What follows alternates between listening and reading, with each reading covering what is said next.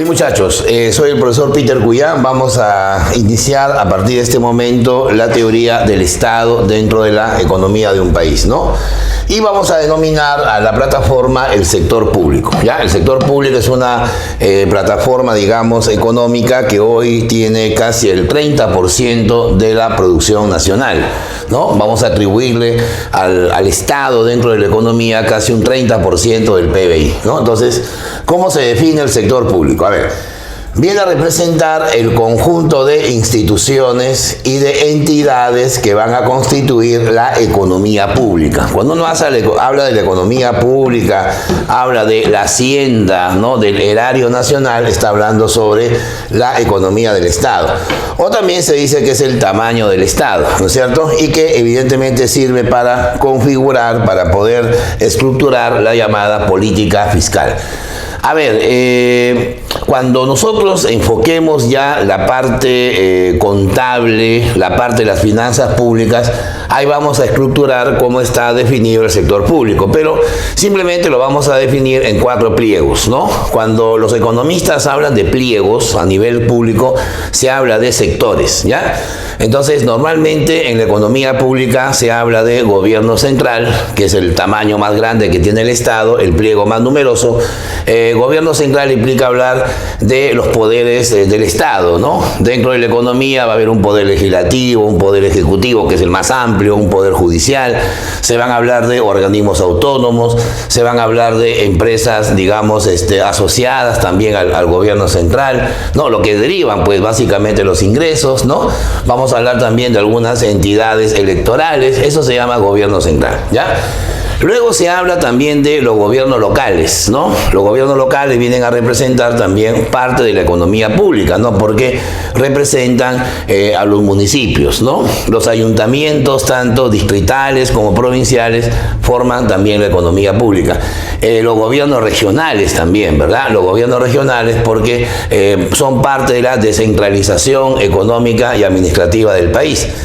También se habla de las empresas del Estado específicamente, aunque el Estado dentro de la, digamos, historia económica del Perú ha tenido en los últimos 30 años una transformación. En 1990 el Estado representaba casi el 60% del tamaño empresarial del país, ¿no? Es más, el Estado estaba orientando actividad empresarial en aquellos sectores que a veces no se requieren tanto en una economía, ¿no? Pero evidentemente con las reformas económicas, ¿no?, con la privatización realizada hace 30 años, el tamaño del Estado como empresario, ojo, como empresario se ha ido reduciendo, ¿verdad? De más de 1000 empresas que tenía el Estado hace 30 años, hoy no pasamos de 15, lo cual indica que el Estado se ha quedado con el término estratégico, ¿no? O sea, la estrategia es fundamentalmente mantener al Estado en aquellas actividades donde, ¿no?, se considera, pues, imprescindible su participación, ¿ya? Y luego van a venir las instituciones descentralizadas, ¿no? Las instituciones descentralizadas vienen a ser aquellas entidades que van a complementar las funciones del gobierno central, ¿ya? Bueno, entonces, bajo esta premisa, digamos, administrativa, bajo esta premisa estructural, vamos a ver algún principio básico que está definido en la Constitución del Perú, ¿ya? A ver, ¿cuál es el principio básico constitucional? Fíjate, dice ahí bien claro. En el Perú, la iniciativa privada es libre, o sea, hay libertad de producción, hay libertad de comercio, hay libertad de inversión, hay libertad de consumo, hay libertad de propiedad, es lo fundamental. La iniciativa privada es libre, el Estado ampara, respeta y obviamente supervisa la actividad empresarial privada, pero dice que se debe ejercer en una economía social de mercado. Cuando uno habla de los sistemas económicos, generalmente se habla de dos polos, ¿no? O sea, de dos extremos. Se puede hablar de una economía de mercado o también de una economía dirigida. Pero sin embargo hay una diferencia porque simplemente son extremos, ¿no? O sea, encontrar una economía de mercado pura es casi imposible, ¿no? el país más emblemático del capitalismo, ¿quién es? Estados Unidos, ¿no? Pero sin embargo, a pesar de ser una mega superpotencia, pero tiene también alguna injerencia del Estado, ¿no? Es más, si el Estado no interviene, por ejemplo, en una época de convulsión económica debido, por ejemplo, en la actualidad a la crisis sanitaria mundial, evidentemente pues no merecería llamarse Estado, ¿no? No merecería llamarse economía de mercado. Y el otro polo se llama la economía dirigida. Ahora, encontrar una economía dirigida, planificada, autoritaria al 100% es imposible, ¿no? Uno, por ejemplo, dice China es el ejemplo de economía comunista. Está bien, pues, pero sin embargo es un sistema comunista políticamente hablando, pero comercialmente, internacionalmente, de manera globalizada, es una economía de mercado más, ¿no es cierto? Por eso ha llegado al primer lugar en el comercio mundial. Entonces, lo que la Constitución del año 1979 señaló, y hasta ahora se mantiene ese principio, es que el Perú debe mantener una economía social de mercado. Entonces, ¿qué cosa es una economía social de mercado? Primero, vamos a hacer un poco de historia. Luego de la Segunda Guerra Mundial se van a dar grandes cambios en la economía globalizada, ¿no? Dentro de ellos, por ejemplo, estaba el milagro japonés, ¿no? Le llaman el milagro japonés porque se pensaba que este país iba a recuperarse de los, ¿no?, de los rezagos de la guerra en 50, 60 años. Sin embargo, lo hizo en menos de 20. Y también se habló del milagro alemán. Pero obviamente el milagro alemán a una parte de la Alemania que se había dividido, porque Alemania tuvo una secesión, ¿no? Se dividió en Alemania de Berlín, la Alemania oriental, la Alemania roja, ¿no? Y la Alemania de Bonn, ¿no? La Alemania evidentemente federal, la Alemania capitalista, la Alemania occidental. Y justamente en la República Federal de Alemania, en 1949, el canciller Konrad Adenauer, ¿no es cierto?, va a definir la economía alemana federal de esta manera. Nos vamos a convertir en una economía social de mercado. ¿Qué significa decir que se va a convertir en una economía social de mercado? Significa básicamente que el Estado respalda el libre mercado. El Estado respalda la iniciativa empresarial. El Estado da fe del sistema de precios, pero sin embargo, dentro de ese mercado pueden existir fallas, ¿no? Esa palabrita fallas del mercado que hasta ahora se sigue utilizando y a veces se interpreta mal, son justamente las distorsiones que el mercado genera en la asignación de recursos.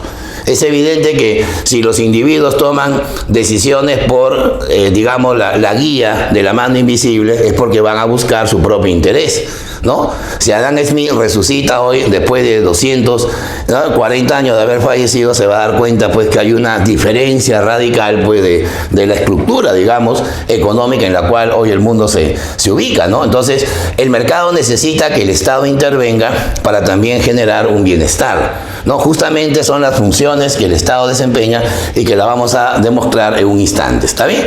Entonces, la economía social de mercado fue adoptada, lo dijimos hace un instante, por la Constitución de 1979, en la combinación del libre mercado y la regulación estatal, ¿ya? ¿Hasta qué punto es beneficiosa? Eso la historia lo va diciendo.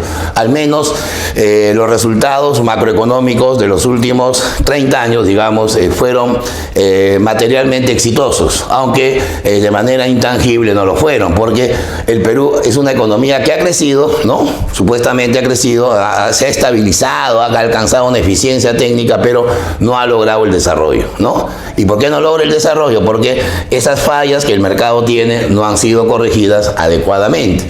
Bueno, entonces, ¿por qué el Estado tiene que intervenir en este sistema? Porque el mercado no es perfecto. Es más, la competencia perfecta no existe, ¿no? Y por lo tanto, el mercado va a presentar las fallas. Las fallas se pueden dar, digamos, en dos sentidos, ¿no?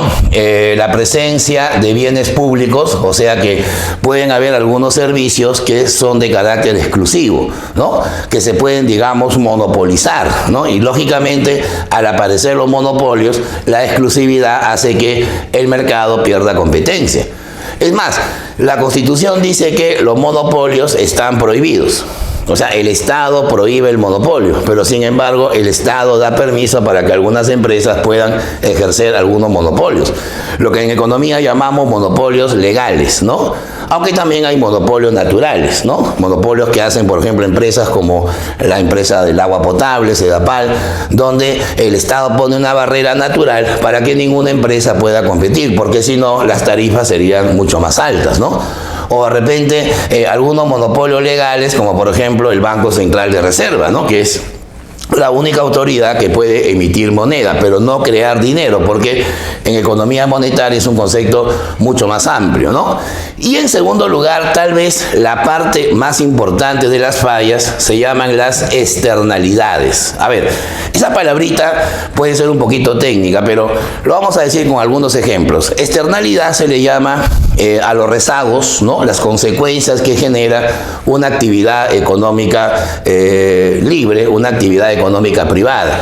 Ahora, evidentemente los rezagos, ¿no? O las consecuencias pueden ser positivas o pueden ser negativas.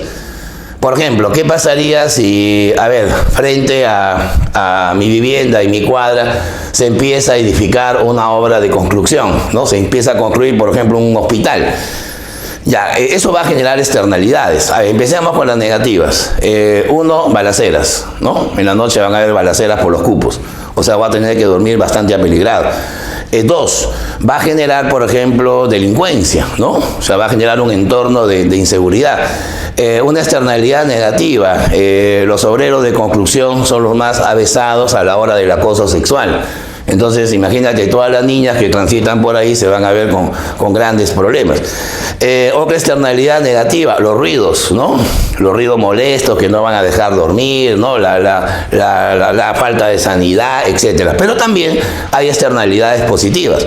Vamos a tener un hospital frente a la casa, ¿sí o no? O sea, ya no habrá que ir tan lejos, ¿no? Desplazarnos, no cruzando, ya tenemos la sanidad. Segundo, si mi hermana sabe cocinar, va a tener un lugar donde vender su comida, porque puede ofrecer un servicio de delivery, de menú. Entonces, siempre los efectos de externalidades hay que entenderlo como fenómenos externos, ¿no? Por eso se llama externalidad. Y en esos fenómenos externos, el Estado puede intervenir, evidentemente, como un regulador, como un fiscalizador. Por ejemplo, la inversión minera genera más externalidades negativas que positivas.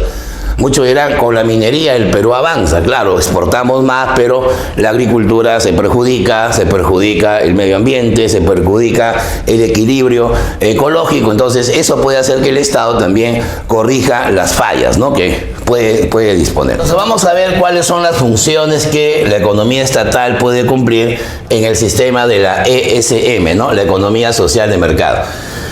La teoría moderna sostiene que hay 4 funciones, ¿no?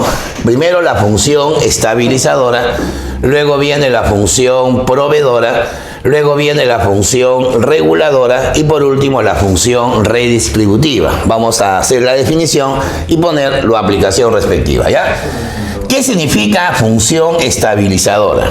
O sea que el Estado, escúchame bien, el Estado a través del poder político, o sea, el gobierno, ojo a esto, no confundas Estado con gobierno, porque los gobiernos vienen a ser la parte administrativa del Estado, ¿no? El gobierno es la gerencia del Estado. Además que el gobierno es efímero, duran 5 años, los estados son eternos, ¿no? Hay esa diferencia. Entonces, el Estado va a diseñar, o sea, va a preparar, va a elaborar y va a ejecutar, ojo, la política macroeconómica.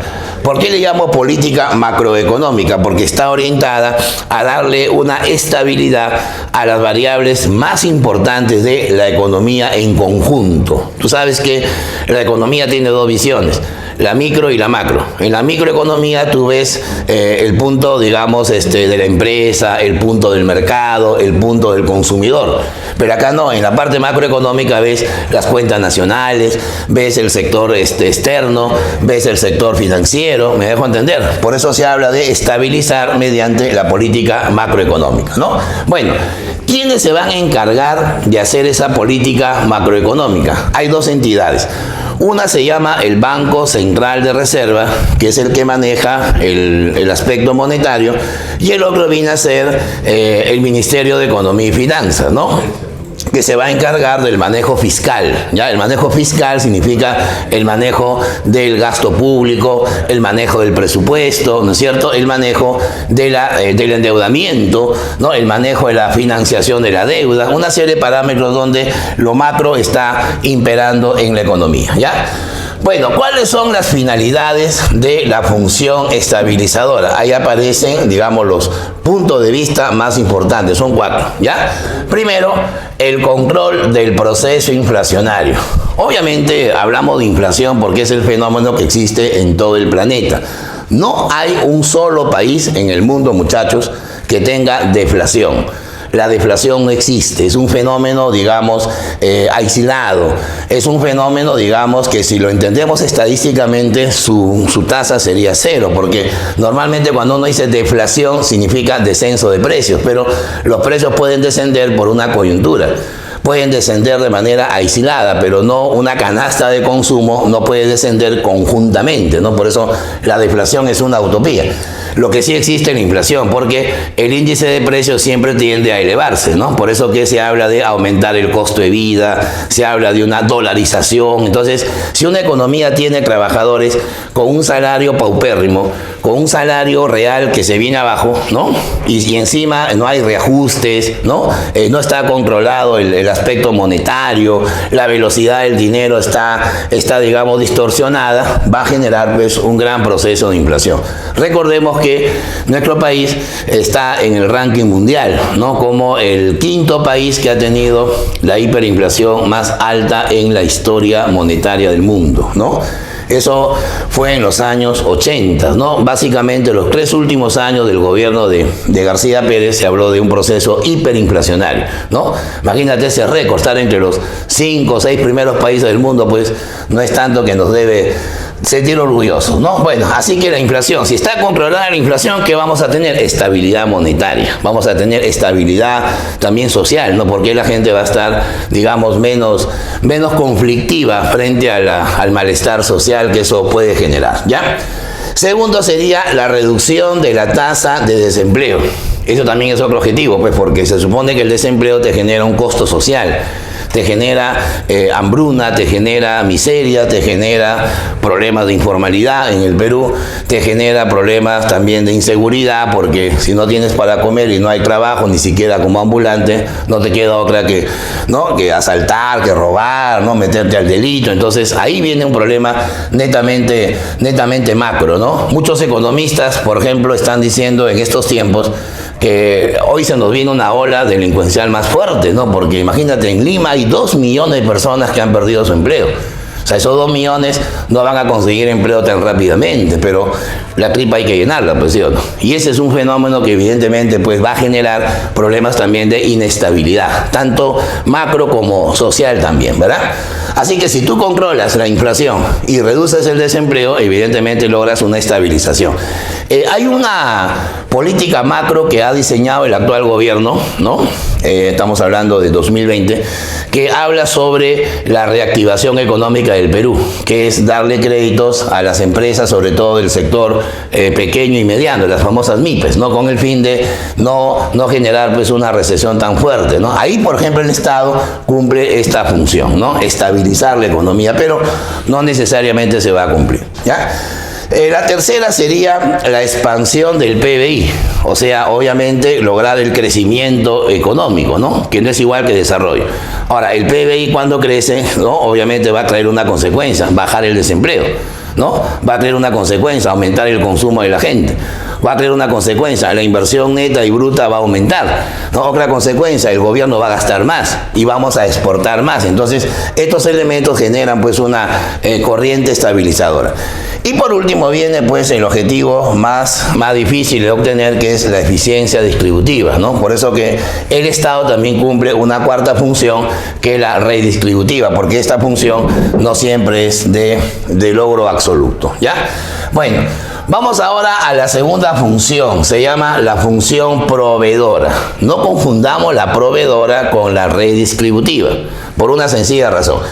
Dice esta teoría que el Estado debe brindar aquella obra, aquella infraestructura, o sea, aquella actividad, vamos a llamar, de crecimiento, aquella actividad de empresa misma, ¿verdad?, de productividad, que no brinda la actividad privada. Eso significa que si el sector privado no está interesado en invertir en determinadas actividades, ¿no?, esa inversión la tiene que hacer, ¿no?, el Estado.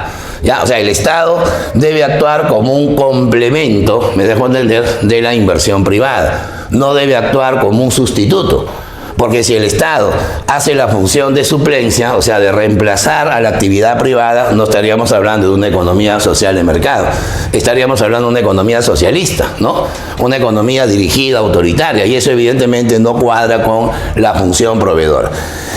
Por ejemplo, la agricultura en este momento está abandonada por la actividad privada. ¿Quién debe orientar la actividad agrícola? El Estado, ¿no? Si la salud, por ejemplo, ya no es una actividad que se considera rentable para los empresarios de ese sector, entonces el Estado tiene que empezar a construir más hospitales, ¿no? Si la educación es un poco frenada por la actividad privada, hay que construir más escuelas públicas, ¿no? Entonces, el Estado lo que tiene que hacer es empezar a generar salud, educación, seguridad, transporte, comunicación, a través de las inversiones que realiza. Eso se llama la función proveedora, ¿ya? Proveedora viene de abastecimiento, ¿no?, de servicios a la población. Y ahora sí viene la función más fuerte, la función del Estado gendarme, ¿no? Adam Smith decía que el Estado gendarme, ¿no? Gendarme es el término francés que significa policía, ¿no? El gendarme viene a ser el Estado policía, el Estado que sanciona, el Estado que fiscaliza.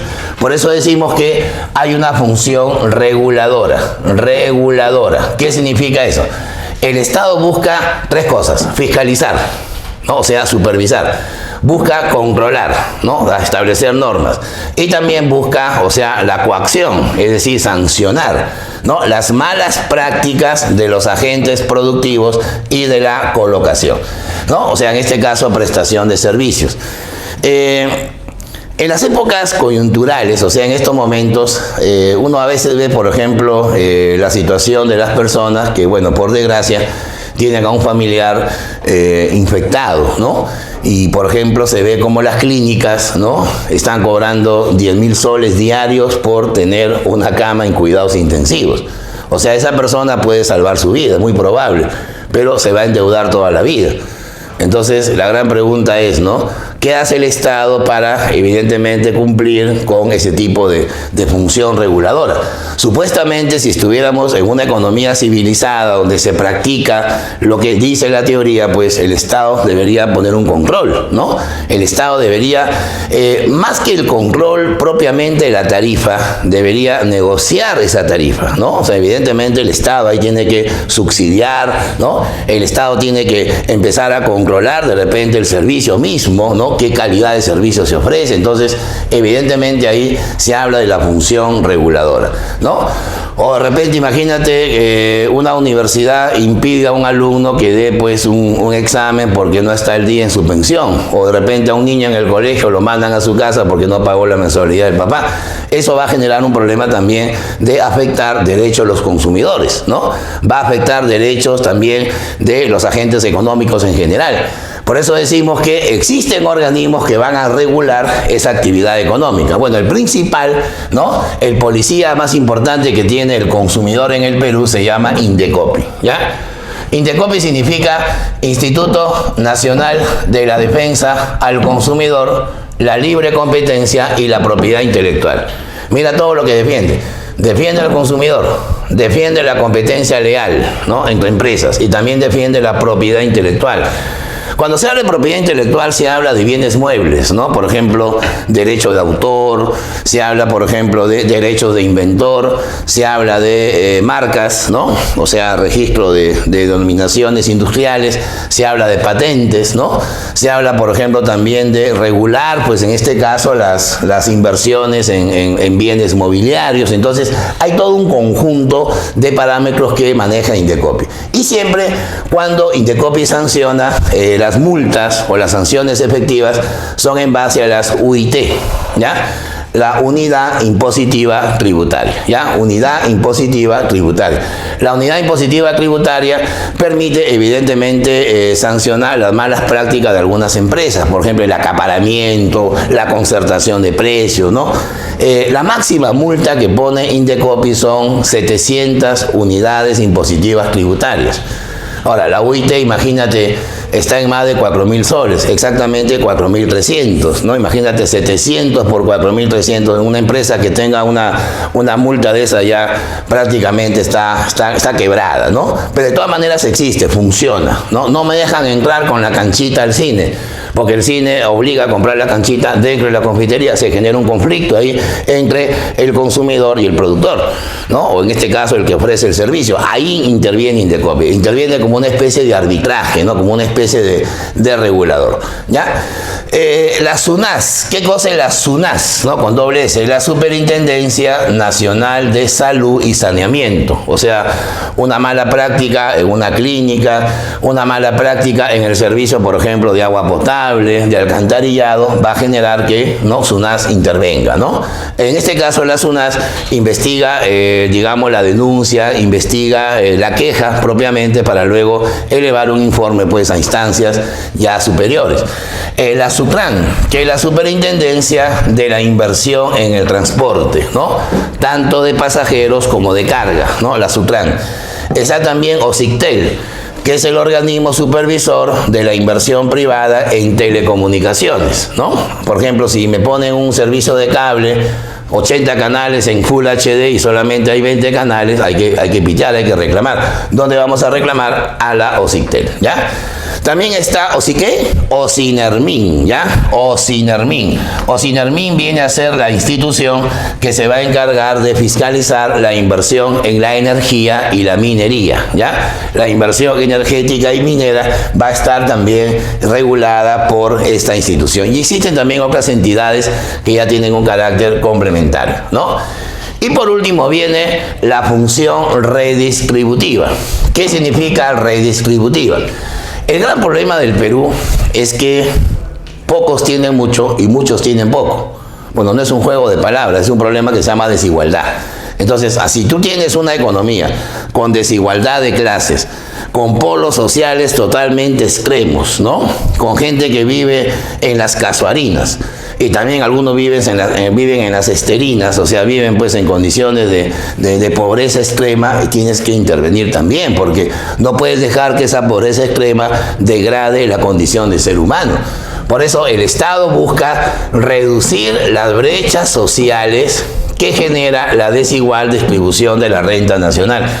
Hay gente en el Perú que la pandemia no le ha hecho ni cosquillas, ¿no? Es más, han dejado de trabajar, han dejado de invertir, pero siguen con su vida normal, porque es evidente pues que tienen mucho dinero, ¿no? Hay gente que en el Perú es millonaria, hay gente en el Perú que tiene niveles de vida suizos, ¿no? Pero la gran mayoría tiene niveles de vida del África, entonces vamos a tener pues una condición social muy diferenciada. Y lógicamente esa mala distribución, esa desigual distribución de la renta nacional se genera entre los propietarios de los factores de producción. ¿Cómo logramos redistribuir la riqueza? Es algo bien fácil, ¿ah? Bueno, teóricamente. Al que está arriba tú le quitas algo, ¿no?, de su pastel y se lo entregas al que no fue a la fiesta, o sea, al que no tiene pastel en ese momento. Arriba, como Robin Hood, le quitas al que tiene y le das al que no tiene. Redistribuye la riqueza, cosa que el rico, ¿no?, dona algo de su riqueza o le confiscamos parte de su riqueza para que pase al que tiene menos. O sea, con eso logras al menos balancear pues el equilibrio social. Si ustedes van, por ejemplo, a la Universidad Cayetano Heredia, que es la universidad más cara en el Perú para estudiar medicina humana, vas a encontrar, pues, en una carpeta donde se sientan dos muchachos, a un joven cuyo padre, por ejemplo, es médico de 6 clínicas que son de su propiedad. O sea, ese señor tiene mucho dinero. Pero al costado vas a ver a un muchacho de nuestra sierra, por ejemplo, que también quiere ser médico, pero cuyos padres son campesinos, ¿no? Y encima jornaleros, o sea, no son dueños de la chacra en la cual trabajan. Tú dices, ¿y por qué ese muchacho está estudiando igual que si esa universidad cuesta 7.000, 8.000 soles mensuales? Porque el Estado está promoviendo que ese joven también estudie. Y al final de los 10 o 11 años que va a tener la carrera, ambos van a ser médicos. Y probablemente el muchacho que era pobre termine superando en niveles profesionales al que tiene más. ¿Por qué? Porque el Estado, por ejemplo, tiene un programa que se llama Beca 18, ¿no? Supuestamente tiene que beneficiar al que tiene bastante rendimiento académico, pero el bolsillo tiene hueco, ¿no? Vas a tener también, por ejemplo, el programa Cuna Más, que apoya a las madres que tienen hijos y no tienen pues una pareja estable. O de repente tienes el programa de la alimentación, Caliwarma, ¿no? ¿Sí o no? O de repente tienes a las personas de la tercera edad vulnerables que no tienen una pensión fija, tienes el programa Pensión 65. Entonces, todo ese conjunto de programas, vaso de leche, ¿no? Apóyame, comuniquémonos, todas esas cosas que evidentemente están dentro del apoyo social, solamente cumplen con la función redistributiva.